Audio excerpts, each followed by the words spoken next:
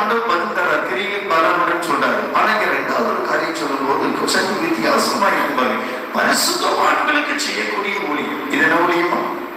பரிசுத்தவான்களுக்கு செய்யக்கூடிய ஊழியம். எடுத்துக்கணும். 1 கொரிந்தியர் எழுதின புத்தகம் 16ஆம் அதிகாரம் 15ஆம் வசனம். 1 கொரிந்தியர் 16:15. சகோதரரே, ஸ்தேவானுடைய வீட்டார் ஆகாய நாட்டிலே முதற் பலனானவர்கள் என்றும் பரிசுத்தவான்களுக்கு ஊழியம் செய்யும்படி தங்களை ஒப்புவித்திருக்கிறார்கள் என்றும் அறிந்து கொள்ளுங்கள். அவங்க ஸ்தேவானுடைய வீட்டார் என்ன செஞ்சாங்களா? பரிசுத்தவான்களுக்கு ஊழியம் செய்யும்படி தங்களை ஒப்பு கொடுத்தார்களா? அல்லேலூயா. ஸ்தேவான் முதல் இரத்த சாட்சி. அவனுடைய குடும்பத்தார் பார்க்கும்போது 2 விதமான ஊழியம் உண்டு. ஒன்று தேவனுக்கு நேரடியாக செய்யக்கூடிய ஊழியம். இரண்டாவது தேவனுக்கு ஊழியம் செய்யக்கூடிய மனிதர்களுக்கு செய்யக்கூடிய ஊழியம். ஆனால் கன்சிடர் பண்ற பிலிப்பு வீடு இருந்துச்சு. நீங்க அப்போஸ்தலர் நடவடிக்கைகளை பார்க்கும்போது பிலிப்பு வீடு ஒரு பரிசுத்தவான்களுக்கு ஊழியம் செய்யக்கூடிய வீடு. பிலிப்பு அவருடைய வீட்டுல பார்க்கும்போது 2 சம்பவம் காணப்படும்.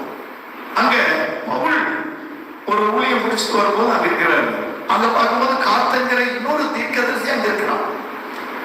அப்ப பார்க்கும்போது தீர்க்கதரிசிகள் ஒரு வழியா போகும்போது அந்த வீட்டை தங்கி போகக்கூடிய இளைப்பாறு பண்ணக்கூடிய வீடா காணப்படுது. மாற்கு வீடு இளைப்பாறுதலின் வீடு. மரியாள் மார்த்தாள் வீடு இளைப்பாறு பண்ணக்கூடிய வீடு. சுலோமியாவுடைய வீடு இளைப்பாறு பண்ணக்கூடிய வீடு. பரிசுத்தவான்களை இளைப்பாறு பண்ணக்கூடிய வீடு. சமரியா விதவை வீடு பரிசுத்தவான்களை இளைப்பாறு பண்ணக்கூடிய வீடு. இது எல்லாம் பார்க்கும்போது இவர்கள் எல்லாம் என்ன செஞ்சாங்க? ஊழியம் செய்யல. ஊழியம் செய்கிற தேவ பிள்ளைகளுக்கு ஊழியம் செய்தாங்க. இத கிரகிச்சுக்கிறதுக்கு கொஞ்சம் மெச்சூரிட்டி வேணும், தூய அன்பு வேணும். இதை கிரகிச்சுக்கிறதுக்கு என்ன வேணும்? தூய அன்பு வேணும். தூய அன்பு இல்லாட்டி இந்த ஊழியத்தை நம்ம செய்ய முடியாது.